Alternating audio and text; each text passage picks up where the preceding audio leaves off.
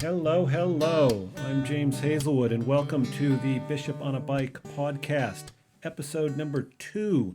This is a conversation with Tim Stein of Verse 4.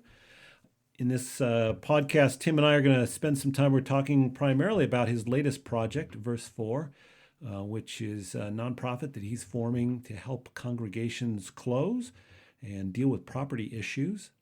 We're also going to get into a little bit of, Tim's road to ministry and kind of a little bit of an unorthodox way in. That's a great story in that and of itself. And we end with talking about the big picture. What is going on with Christianity, the church? Is it dying? Is it being reborn? And what Tim thinks of my latest writings on that. So taking a little criticism there. That's okay. It's good stuff. I want to thank you for listening. And I want to invite you to subscribe to this podcast. Also, if you're listening for the first time, the second time, or the third time, or whatever time, if you are listening in Apple Podcast, I want to invite you to go in and write a review, whether it's 1 star or 5 star, doesn't matter. All right, that's good. Let's get into our conversation with Tim Stein. I'm talking with Tim Stein today, who thought he was going to retire from the ministry and then ended up doing something else. So, Tim, let's start with just tell briefly, what is this new project that you're working on, Verse 4? So we started a nonprofit called Verse 4. I learned that you should never have a name that you have to explain, so I have to explain it. It's based on the idea that hymns often have 4 verses, but they don't always. And the 4th verse is often a summary of what's happening before. So it's a hymn model. And it deals with churches that are near the end of their hymn. If you do they're in their final stanza? Their final stanza, yeah. Okay. And maybe what they're doing is a summary of what they're doing. Maybe it's the sending part that comes in the 4th verse. Maybe there's 5 and 6 and 7 verses. We don't know yet. The problem we're trying to solve, or what started us going, was that the trend is that the number of churches in the U.S., the mainline churches, and Lutherans, certainly other denominations as well, is the churches are closing. That there's a gradual closing of a reduction in number of churches. The number of members in the churches is dropping faster than that. So as a result, the number of churches, there's a gap between the number of churches that are, the number of people in the church that are needed to maintain the church and keep it going, and the number of people who are actually there.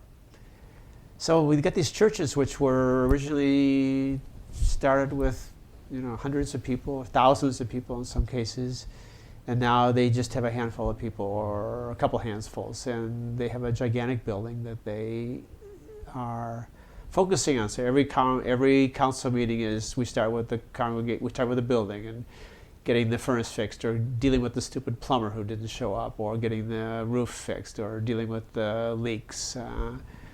And by the time they get to mission, they don't have any energy, and they've already felt they've spent all their money.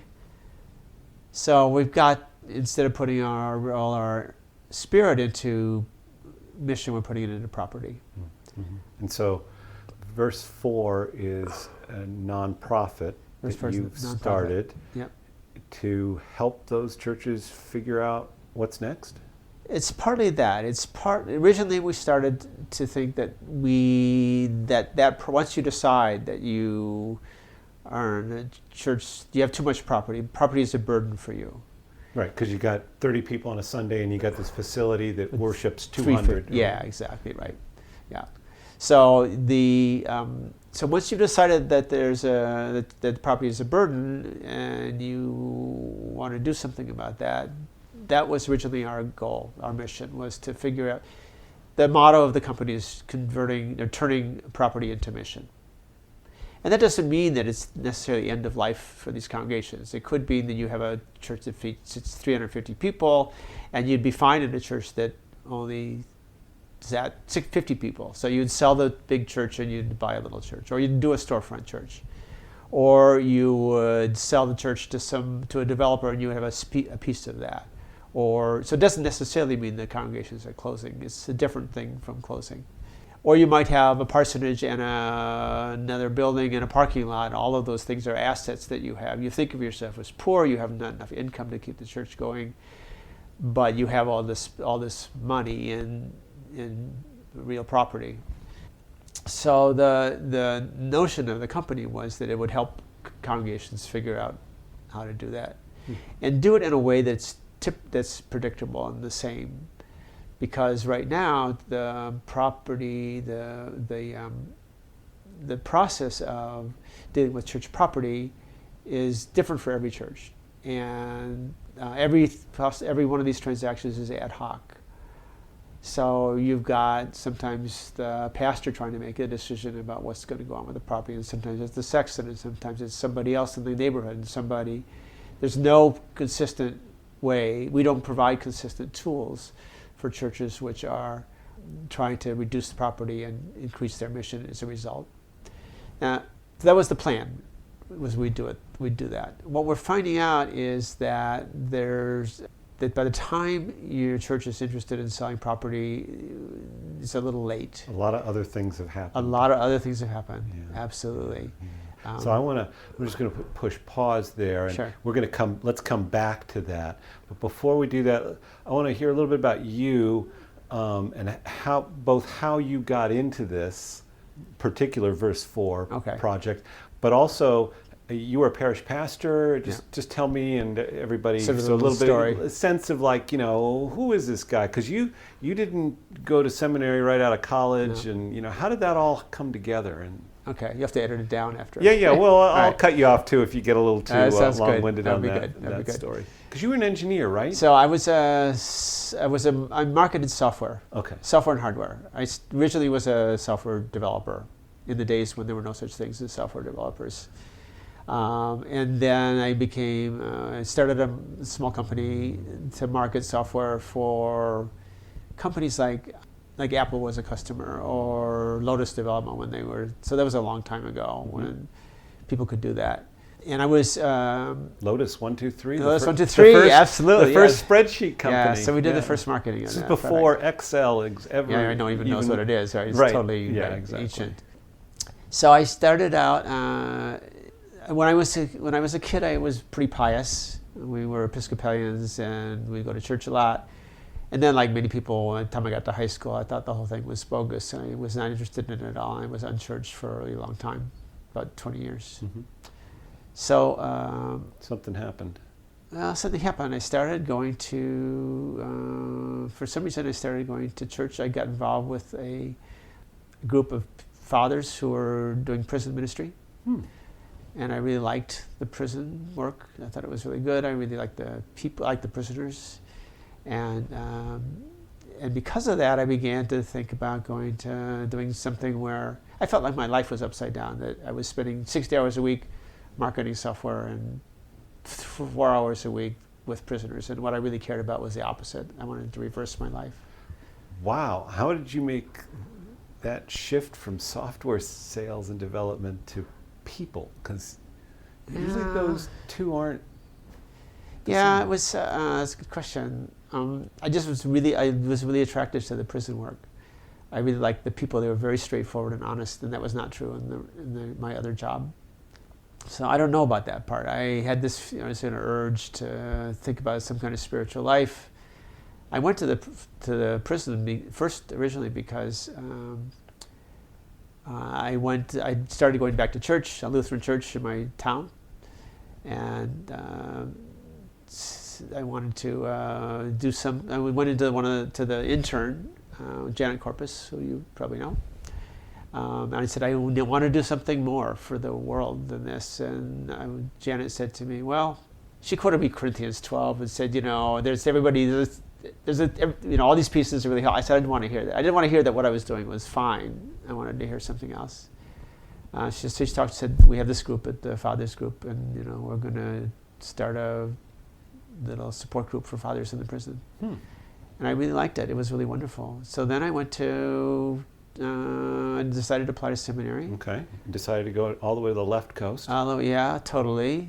Well, no, except and I said so. I was actually at Harvard Divinity School, but my Lutheran year was at PLTS, so Okay. my affiliate was PLTS. Well, if you're going to have to spend a year and you're forced to go to the Might San as well Francisco... be in Berkeley, right? Right. Yeah, it was Right. pretty great.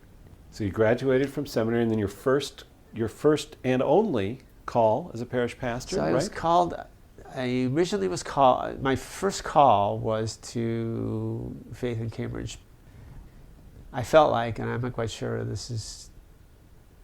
it's true anymore, but I really felt like I was called to that church. I mean, that was I wasn't really called to be any church, but I was really called to that church. And that church, we've not talked about this very much, but essentially when you got there was about 12 people. There were about 12 people. That church used to be the biggest Lutheran church in Boston. It had 1,200 members. And over the course of 50 years, it went from 1,200 to 12. Right. Just lost a few zeros. Just thought that, yeah, right, 99% of the people. So the story of an urban immigrant church. It was Right. an immigrant church. It used to be a Swedish church. When I first met somebody from that church before I was called there, he introduced himself, said, "Hi, I'm so-and-so. I'm a member of the Swedish church." So it was known as the Swedish church. Yeah. Right. Okay. So, and I know we could spend a whole bunch of time talking about what you did, but and what you and the 12 and the people that came after it. So you revitalized this place. You know, God led I was a whole there process. when it happened. You were there when it happened. You Yeah. didn't make it happen. I Okay. think All right. so. Well, just like what happened? I don't know. People used to say to me, like, "What are you doing in that church?" You know, and I don't really have any idea. I think that You don't have like the 3 top things and. I'm very suspicious of that kind of thing. When people say that that's what they did, it's like those books were mentioned the other day, earlier today, where people said, "This is what I did. You could do it too." I love the church, but lots of pastors love their church. It has nothing to do with that. It was a good church for me because I'm a kind of skeptic. Because I was unchurched, I was skeptical. Right? I came from a skeptical background, and in Cambridge, a lot of skeptics in Cambridge.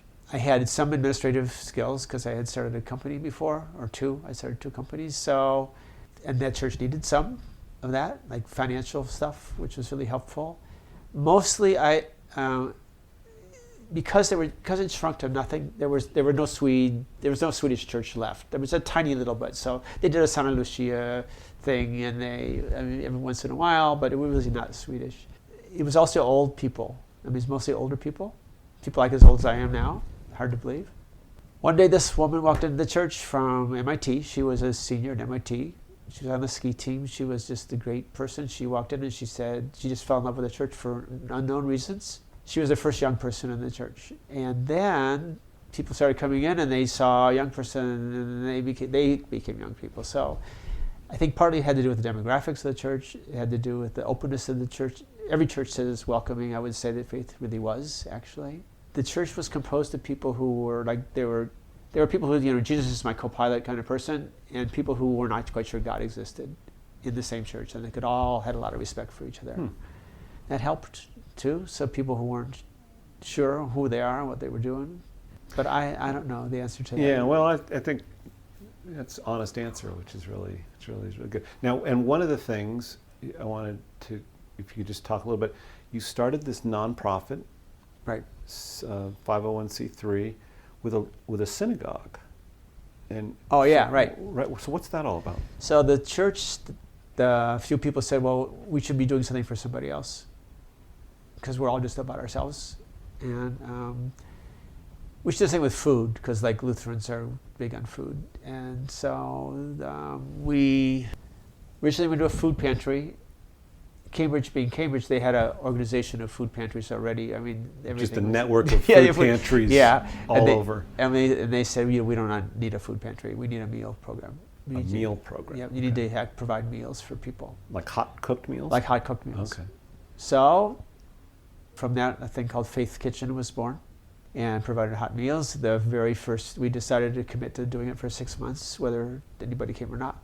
So the first time, one person showed up. And the second time, nobody showed up. It was once a month. And by the end of 6 months, there were maybe 25 people eating there. So that became and that still exists. It's been going for 15 or 16 years. Serve great meals, really good cook. And it's a separately incorporated. It is. Why did you go that route?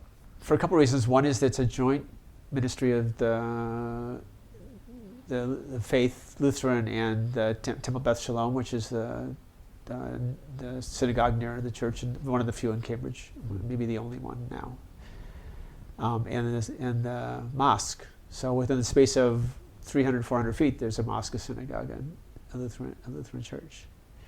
So partly it was to have a community where there'd be multiple kinds of people there, multiple types of faith would come.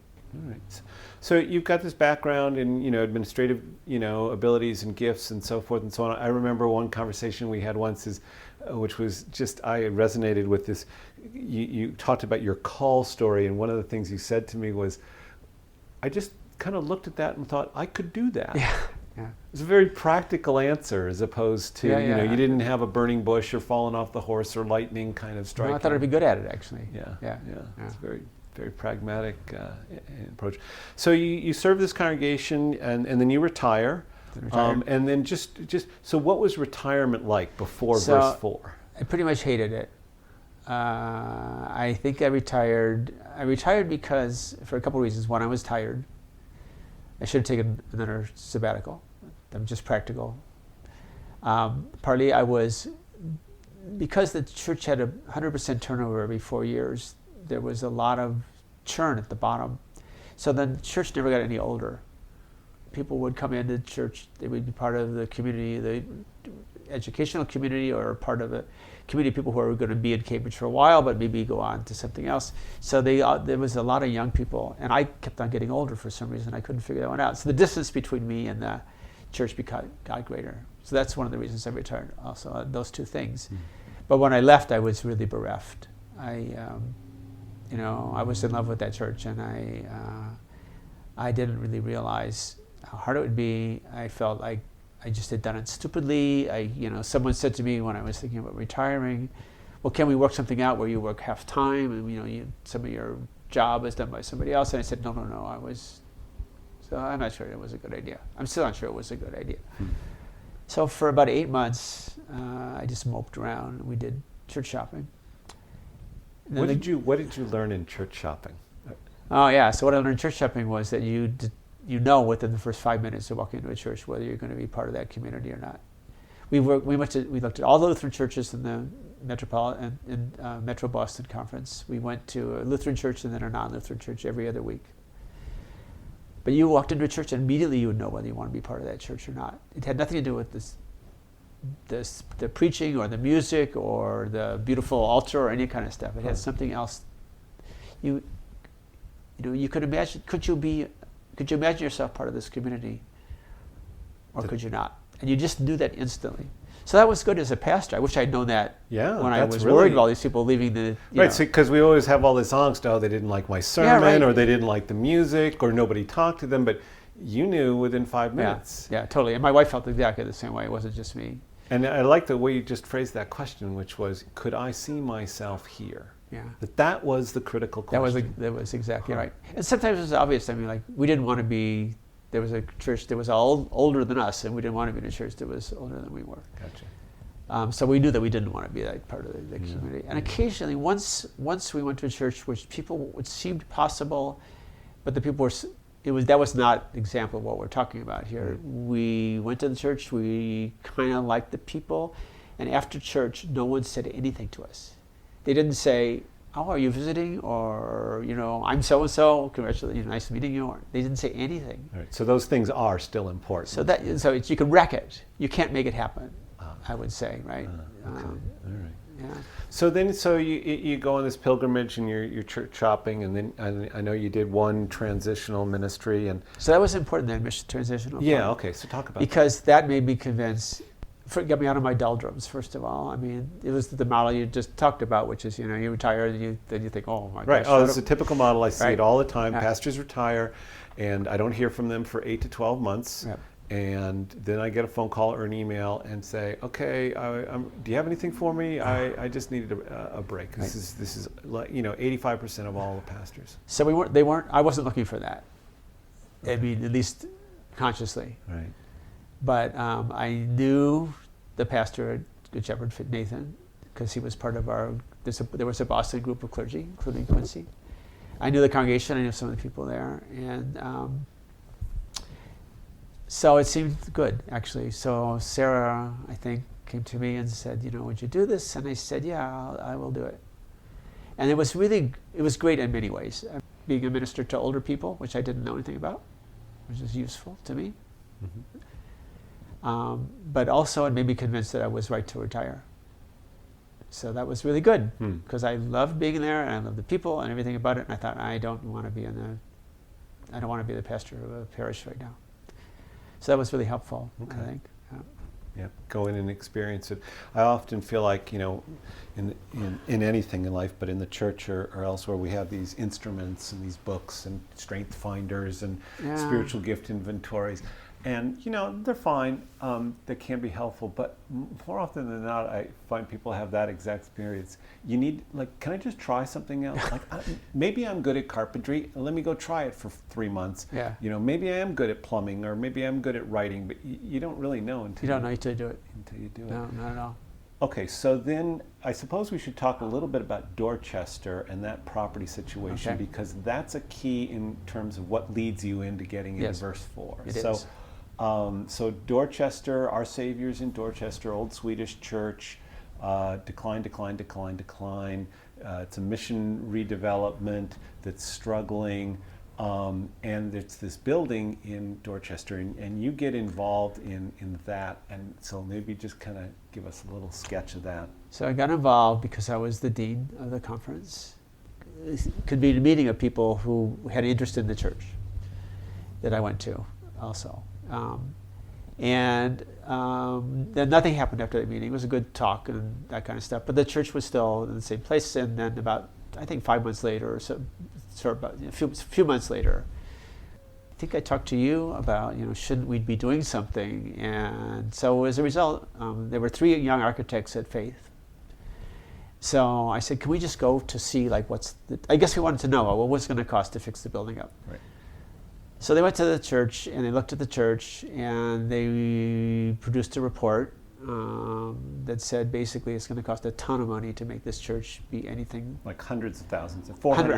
It was like 250 to 400,000. Some very large amount. Just so you and I both know this, we were talking about a building with lead in the windows, asbestos, in a lot of different places, a boiler that did break down, and then we did need to repair. So just kind of basic structural. It wasn't like something with good bones that you could just fix up the cosmetics. No, it was not a good building. Yeah. It was just, it was not going to be converted.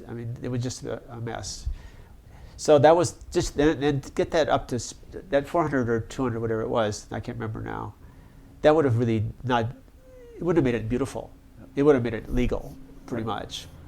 The Synod Council, I believe, said, let's just sell this church, because this is a mess. We don't want to have anything to do with this. And then I and a couple other people, I can't remember exactly how this worked, said, well, give us some time to figure out a different way to sell it so we don't just put it on the market. And at that point, a task force was convened of about 4 people, someone from the Synod and me and the mission developer and a friend of the Synod, who was a city planner. Started having meetings and talking about it, and in the end decided to go through a process which involved including the neighborhood at the very beginning, which I think was really important, and getting and writing a request for proposal and doing a website about the building and asking people to bid on it. And I don't know how much detail you want me to go into, probably not much, but in the end, what happened was that there were 16 bids for this. The property is in a really desirable location, an up-and-coming part of Boston. The church was estimated by the real estate broker, and a broker was on the task force, was estimated to, it was listed originally at $600,000 for the church. There were about 16 bids. All but 5 of them were really not acceptable for one reason or another. So of the 5, none of them were churches, but they all had interesting proposals. And in the end, through lots of complicated maneuverings and backsliding and everything else, the church was entered into an agreement to sell to a developer for, you know this better than I do, I think $1 million plus deeded space worth about $400,000, 2,000 square foot deeded Class A built out space for the mission church. So all of a sudden, this church, which had been a burden to this small congregation, was going to be an asset to the neighborhood because the neighbors had already talked about what they wanted.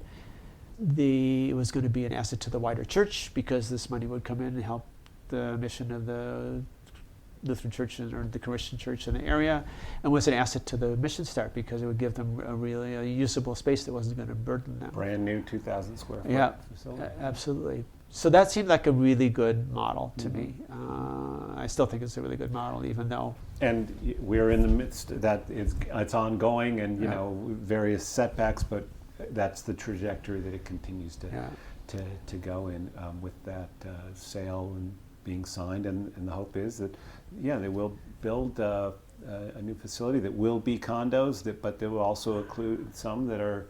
What do they call affordable housing? Yep. Is criteria by the city of Boston, and this 2,000 square foot space, brand new, which can be used for ministry. That kind of set the stage for this idea for verse 4, for helping and working with other congregations.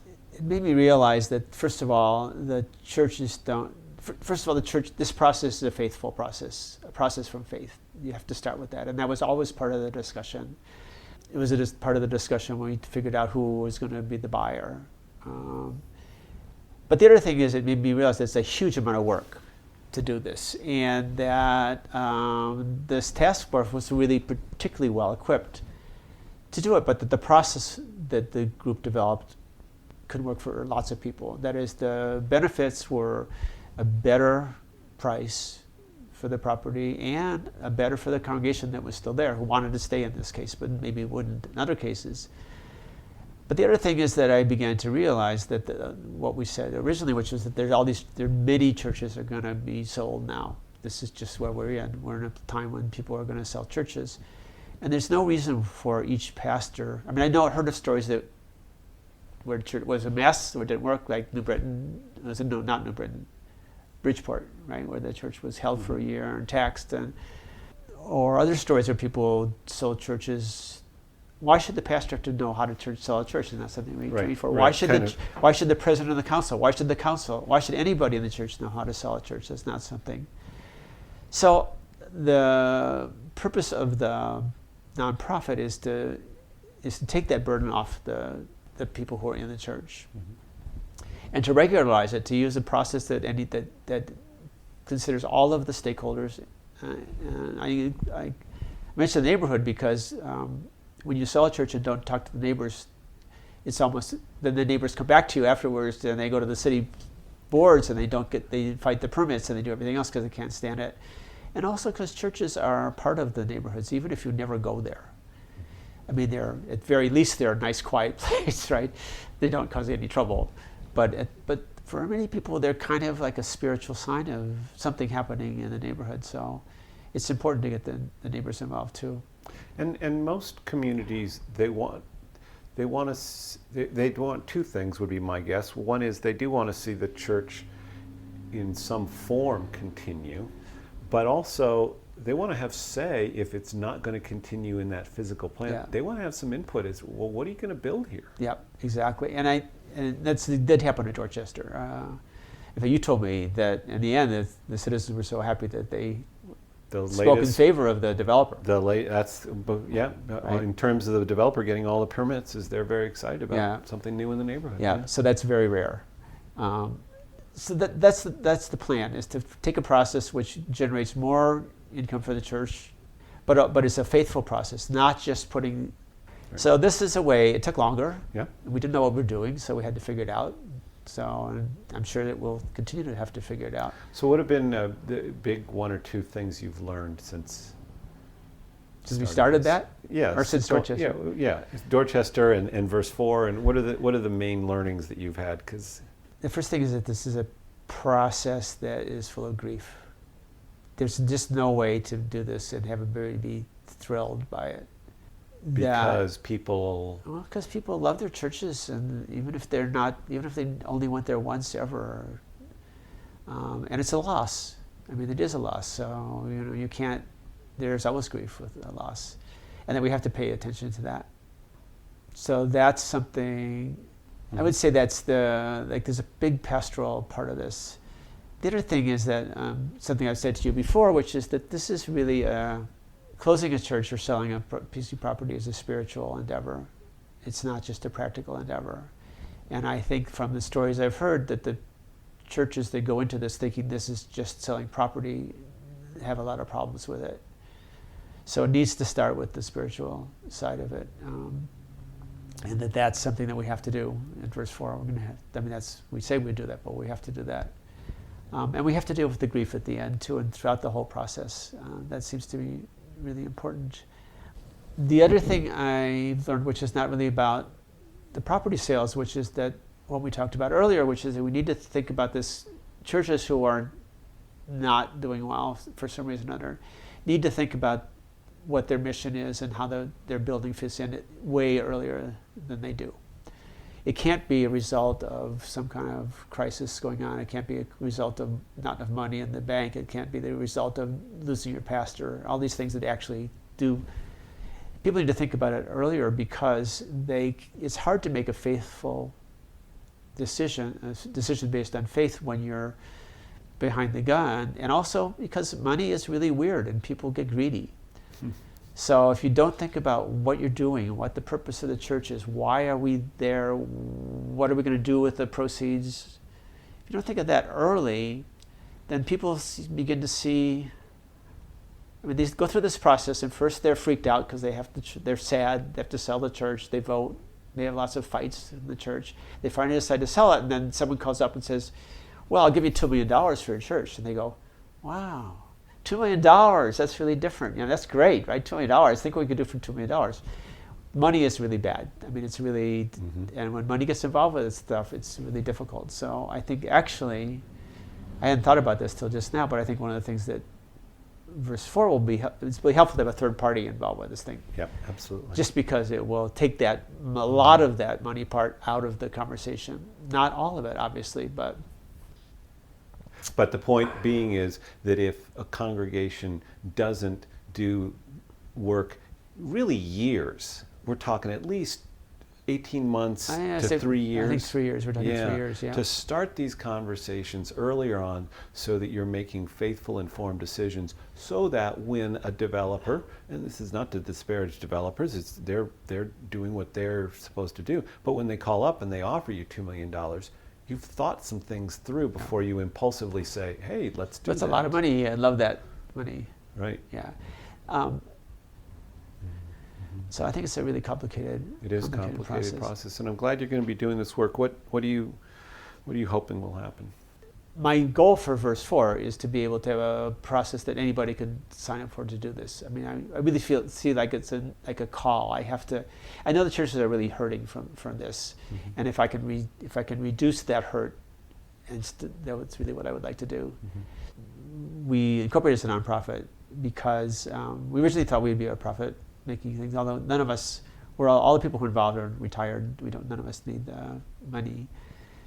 But we incorporated as a nonprofit, and we're about to become a 501c3. It hasn't happened yet. Because churches who are in trouble can't afford to hire someone to do this. It's not possible. And we also didn't want to take a commission, which is originally what we thought we'd do, because we don't want to have a stake in getting the most money. Right. So that, and the other thing is that we think that we can raise money to help the churches pay for this. That is, if we're 501c3, we can get donations to pay for this process, which we couldn't do if we were anything but that. So that's the plan. Interesting. Yeah. It sounds like good work. Yeah, it's what it's brought me to is basically this meeting here today. This notion of thinking about churches that are closing and thinking about the nature of the church in the world, and I'm pretty actually excited about what's going to happen. It seems to me that although there is going to be a lot of grief in this, and a lot of sorrow, I think churches are going to. I don't want to see churches I don't want to have council meetings that start with money and end with property and never talk about mission. And I don't want to have people worrying about that all the time. And I don't want the church to be a church which is something new is going to happen with this, right? Something is going to, we need to, when we talk about legacy, part of that is not just like, what are you leaving? It's like, what about the people who love worshiping in churches? And sort of this about your paper about labor pains. We need to pay attention to the people who still need to worship in churches. And I don't think that's going to go away. I think that it will maybe be different, but not a lot different. I think it will be. But what is amazing to me is thinking that what's going to happen from this, and what is going to look what's going to happen to Dorchester if this succeeds. Right, it's going to be a new church in a new place, in an exciting neighborhood, surrounded by a bunch of people. And it seems to be really wonderful. Now, not all stories are going to be happy stories, but it does seem to me this is a really good time for the church. It's just really difficult. Really difficult. That's a great summary. It is a good time for the church, but it's really difficult. And we are in this transition, and which I've maintained for years, that the church isn't dying; it's being reborn. Which some people are kind of sick of me saying that, but I really do think that something new is coming. And we have no idea what it's going to be, but we've got to do stuff like this to guess our way into the future. Well, that's right. How else can we do it? Yeah. How else can we do it without trying these things? I think that I have some comments about your paper actually, but I'm not quite sure about the analogy of labor pains because it's certainly scriptural. That's helpful. Is because having just seen my daughter-in-law about to have a baby, being pregnant for 9 months, we're really more in the 9th month of pregnancy, which is the part where you think, all right, I'm done with this. I am so done with carrying this baby. All I want to do is get it out. But when a child is born, it doesn't replace the parents. I think that the thing about it's not, the parents are still there too, right? It's more than that. It's because once you have a child, you nurture that child. It's part of your family. It still stays there. So I don't see this as I'm suspicious of language that says this is the old and this is the new, and we're going from the old to new. And it's going to be painful. I think that maybe something is a little more organic than that. Well, I think you're right, and I think one woman who, Liz Burgess, who's on our Synod Council, has pointed out she used to work as with mothers giving birth, that identifying it as labor pains is not an accurate thing. There's labor, but don't necessarily assume that it's always pains. And of course, the problem with a metaphor like this is when a man writes about labor. I know we have no experience. That's what my friend said. She said but I wanted to get away from the church needs to die in order for new life. Death and resurrections. That's not very good either. No. And I know people have then said, well, that's biblical too. It is biblical, but boy, death is just such an end point in the mindset, in the cultural mindset and psyche of people that I was looking for something else. It was life. And I've worked with other, boating narratives and so forth. So I just keep coming back to this thing, and I'll just take the hits as being the man that's talking about birth. He has no idea other than observing his own son's birth. And I wonder also whether it's going to be like, maybe it's going to be like career changing. Maybe it's like downsizing. Maybe it's like. I think I told you I had a brother-in-law who was was a 10th associate pastor in a church of 10,000 people in Escondido. And he left that, and he now works for an organization that plants churches of 12 people. And when they get more than 12, they bud off into another church, all house churches. So the church that he served still there, still got 10,000 people. But now he has a whole bunch of other little churches there. That's maybe more like the birth thing, because there was the church and then there are all these other churches that are being planted by him. So it's kind of like, but it does seem to me it's more like you worked as a lawyer and you decided to go become a pastor. Something's different, right? Yeah. It's not, you don't throw away everything that you had before. And what you're doing now comes out of what you had before. So that's true, like birth too, right? You're the child of your parents. I don't know. I think, we'll see. Yeah, we'll see. Good. Thanks. Yeah, it was a pleasure. Yeah. It was fun to talk.